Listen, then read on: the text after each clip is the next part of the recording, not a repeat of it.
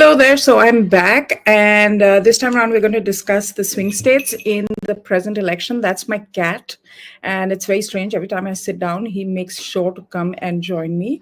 Otherwise, he's never here. So maybe he likes YouTube lives. But anyway, let's get down to it. So if you've been tracking some of this election, you may have been hearing a lot about the swing states. So what exactly are the swing states? Essentially, what the swing states are, or what they're also called, are the purple states. Now in the US, like we know, there are two dominant political parties, the Republicans and the Democrats, which is Republicans are red and Democrats are blue. The swing states are called purple, red, blue mix. There you have it. So that should explain a lot already. The swing states are the ones that can go either Democrat or Republican, and that's what makes them really important. The magic number to win the presidential election is 270 electoral votes. And how it works in the US is that if you win a swing state, you get all the electoral votes. Like whenever you win a state, you get all the electoral votes, and that just adds to your kitty. So this time around, there are 7 electoral states. Usually, traditionally, of course, this changes depending on how the electorate votes in each presidential election. But traditionally, there have been about 10, and it goes up and down. Now, what isn't a swing state? For example, California is not a swing state because it is so decidedly blue or Democrat. And so you won't find, like, commentators and election and analysts really talking about a state like California, or for that matter, Texas, which is decidedly uh, a blue state. I mean, sorry, a red state, which is a Republican state. So again, you won't find much of a mention. For example, in Texas, the last time the Democrats won anything was in '94, which was a governor race. So it's been that long since the Democrats have won anything in Texas. So, these states are not that excited because, like I mentioned in the last live, most voters register either Democrat or Republican and then vote along party lines. But every once in a while, there are a few states, this time there's 7, which are the swing states, in which case that means in the last couple of election cycles, they've either flipped, that means they voted Republican one year and then one election and then swapped to Democrat in the next. One big example of this is Wisconsin. Donald Trump won it for the first time in 2016, and then Joe Biden won it back in 2020. And why I'm saying Joe Biden won it back in 2020 is because this is part of, the blue wall, so to speak. So it was a very reliable blue state, which Joe Biden won back. And when Trump broke through Wisconsin, which has a predominantly working class demographic, it was a huge, huge win for him. So that's the story as far as Wisconsin is concerned. It's again a swing state this time around, but let's look at some of the traditional ones in the past. For example, one significant one I should talk about is Florida, which has a total of 30 electoral votes. So it's actually one of the largest swing states. And they have a huge influence in the results. In 2000, in fact, the election then, Florida decided who won. There had to be a recount, and it was heavily contested, but it was peaceful. And Florida determined who was going to be the winner. So it's very crucial for both those parties. Then there's, of course, you've probably been hearing a lot about Pennsylvania, and Pennsylvania is part of the Rust Belt, and it's again, working class, a lot of industrial, rural areas. However, Pennsylvania has seen a lot of industries shutting down, closing down. So has been that certain level of discontent there. And while it's big cities like Philadelphia, Pittsburgh, these are urban centers, and they're very, very blue, very democratic, Democrats rather. It's actually their rural areas which tend to be extremely conservative in that sense. Now, remember, in Butler, Pennsylvania is also where Trump actually had his first assassination attempt. I mean, I can't believe I'm saying first. The fact that a presidential candidate went through 2 assassination attempts is just crazy to imagine. So that's really why Pennsylvania has been so important. And it flipped to the from Democrats to Republican in 2016. and it really contributed again to Trump's victory. But then it again let go of him in 2020 and went back to Biden. So this kind of shift, like I mentioned right at the start, a state that goes from one party to the other is really what makes it interesting. Then, of course, in the past, there's also been Michigan. This is a very significant state, and in our last live, I also told you about Dearborn, Michigan, which is the city in the U.S. with where the Arab Muslim population is in the majority. So they vote very differently. And this time around, they actually came out, and a section of them came out and supported Trump because of the war in Gaza. So this again, Michigan flipped for Trump in 2016 after years of being a blue state. But again, in 2020, it went back to Biden. So that was it. I've already told you about. Oh yes, another one is Arizona. Now this one is also very interesting. What happened was that it was a Republican stronghold, but there was a changing demographic issue. It's also a border state. It had an increase in Hispanic population, which then started favoring the Democrats more, and this state then became a swing state. Like I said earlier, states can change. They can change their color, so to speak. Georgia, the state where I lived, was an extreme, like a deep red state. It was in the Bible Belt. It's in the deep South. When I was there, it was clearly Republican. Newt Gingrich was the biggest star on the political spectrum there. Subsequently, again, a demographic change. The African American population has really grown in Georgia, and as a result, there has been a change in the voting pattern, and it was first reliably Republican, deeply religious, conservative, all of those kind of things. But then it flipped. It went to the Democrats in 2020. And if you recall, that was a very contentious issue.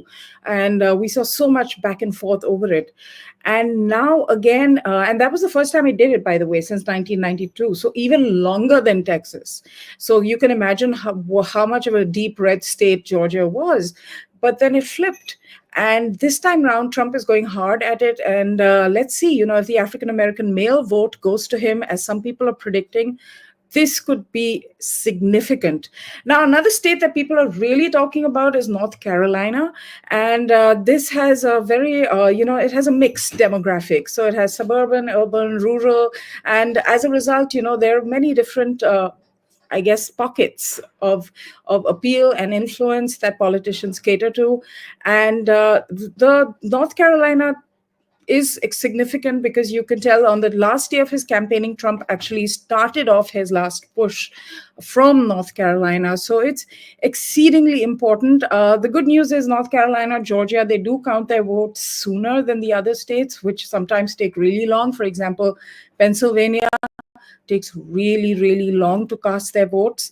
And again, this is a state by state thing, and it doesn't have so much to do with the process being slow, but there can just be state laws which says you cannot open the ballot boxes till such and such time. As a result, the results for that state get delayed. But Georgia should give our results soon. So watch out for Georgia. And North Carolina should also give out the results soon. So this is really the rough end of it. New Hampshire, in the past it has been, it's a really small state, but they do something really cute, and they did it again this year. It's supposed to be like a bellwether state. So bellwether says that it decides which way the election is going to go.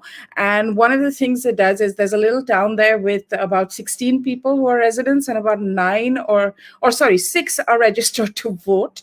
And at midnight, they can cast their vote. Like midnight, the day before election day or the day of election day, they go in and they cast their vote. And usually that vote gives an indication, it is said, of who will win the presidency. So this time around, they voted, out of which 3 went for Trump and 3 went for Kamala Harris.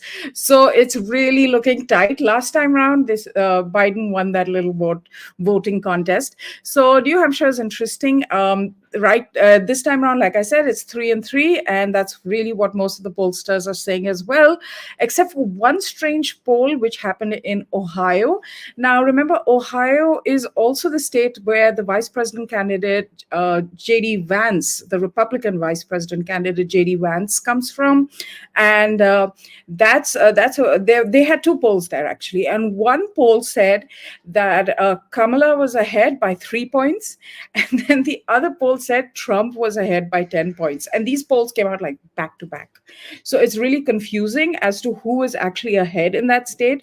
So that's another reason why this state becomes interesting. It's and it's also known as a bellwether state. I think, except for one election cycle, they have gone with who has won the presidency. So that's another reason why people will be looking out for what happens in Ohio in particular. So here are the details. Since 1964 in Ohio, except for 2020, it has correctly predicted who will be the president because it's always voted for the winner. So there you go. Now, in this 2024 election, the 7 key states are, if you're tracking the elections, the ones you have to really watch out for, because, like I said, the blue states go blue, the red states go blue, but these 7 states can go one way or the other. And then their electoral votes, all of them, go to that candidate, whoever wins. And that's required because you need 270 electoral votes to win the election. Now, these states are Arizona, Georgia, Michigan, Nevada, North Carolina, Pennsylvania, and Wisconsin. These are the key states which will decide. Again, Nevada, I didn't mention that, but it's also very diverse, has a large Hispanic community, and it's based around the service industry. You all know Las Vegas, the casinos, the hotels. So it's that kind of a state, and it has flip-flopped. It has gone more Democrat in recent elections, but again, it's open season. So this is really what's going on with the 7 states, the 7 sisters, so to speak. So if you are tracking this election, make sure to track these states. And like I said, a state like Georgia will really do. Will be counted soon, so we'll know the answer to that quickly. Right, Prakhar, North Carolina and Michigan will be crucial. Prasanna, this is live, it's not a repeat, so I can read your messages, but I was working on this. But the other thing is about polls, right? Atmanirbhar Advaita, that's right, I've dumped the Sunday clubbers. I was checking up on the polls, and I told you about the Ohio poll, which is crazy. And in India, of course, we've realized that our exit polls really don't tell us the whole story. In fact, they mislead us. And I've been on live TV during elections where the exit polls have completely gone some other way. So I've become exceedingly wary. But when it comes to the US, the exit polls are a little different. First of all, there aren't like multiple exit poll agencies that are doing the polling. So you won't have like an Axis or a Chanakya or Janta Ki, what is Janta Ka Reporter or Jan Ki Baat, Pradeep Bhandari's poll. So you won't have these multiple polling. There's one agency, they do the polling. It's also very random. I think it just gives you a mood, because when you look at how they do these polls, it's essentially it's one agency, they'll randomly choose polling booths, and then they'll go ahead and they'll have a random selection of people who come out of the polls. That's the exit poll system. But they will be like, okay, every 7th person is who I'm going to poll and see who they voted for. So they give you a mood, but then they're not that reliable. If I had to tell something to my American friends, it would be like, don't go by polls, because we've been let down by them in such a big way that I normally don't go by polls. However, all the polls are saying it's really tight. It's really tight. The pre-polls, the pre-election polls, they're all like saying every result, for example, is the margin of error, so to speak, within the margin of error, which is kind of clever, because basically people don't know. They don't know who's going to win, and they don't want to, take a shot at it and then have all egg all over their face. So that's really it. And thanks, Centuryman. Yes, I did live and study there, so it is realistic. And I was a student of political science, so I studied American government and things like that. So I find it very interesting, and I do understand it to some extent, but not enough to make a prediction. However, I'm going to come back in a little bit. If you would like for me to talk about something else, do let me know. Drop a message, and I'll be sure to check that out. If I don't know the answer, I'll research it. I'll get you the best answers that there are out there, and I'm going to be watching this election live because I do think it's a consequential election. And predominantly, I look, being an Indian sitting in India, looking at what's happening in the world, I do feel that these wars need to stop. And I think Trump is the kind of guy who can probably stop these wars and stop all the killing that's going on and children dying and all of this. So I'm just waiting for that. And that's about it. Reports of Iowa being a toss-up. Well, we'll see. I'm not sure. I'm not sure. These are the 7 that everybody's talking about this election cycle. So we'll just have to wait and see what happens.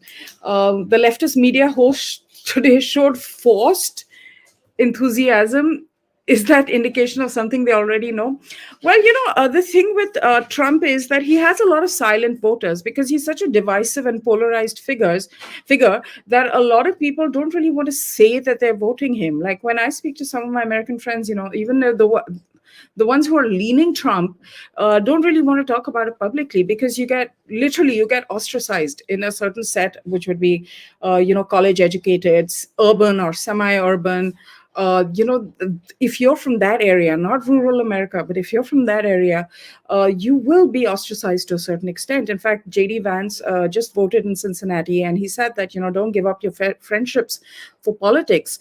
And I see a real parallel here in India as well. There is, you all know I come from the industry, film industry and the literary industry, which is again very leftist in its orientation. So if you lean away from that ideology, there is a certain icing out that happens.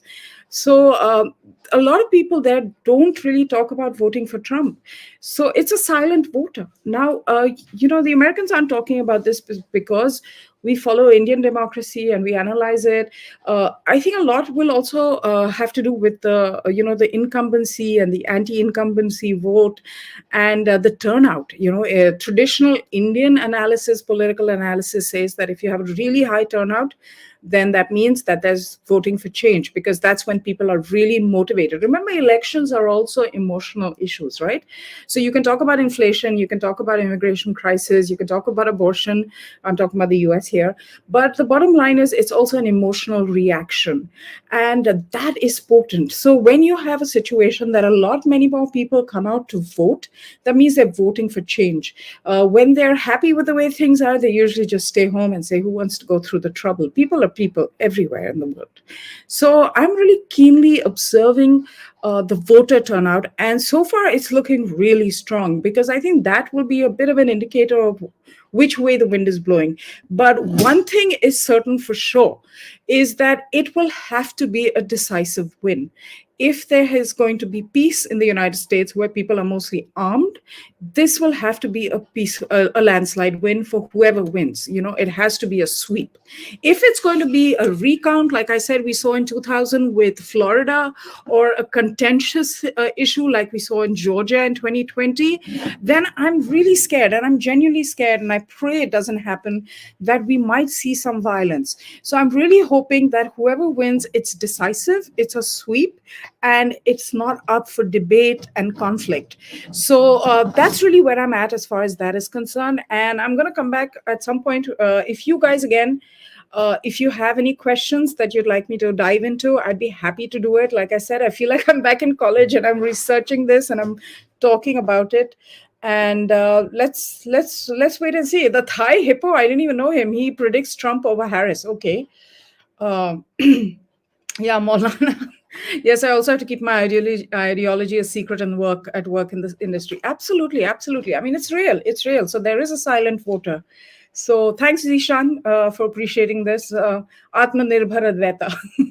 So I've already told you like who I'm hoping for, basically because I want that war in Gaza to stop.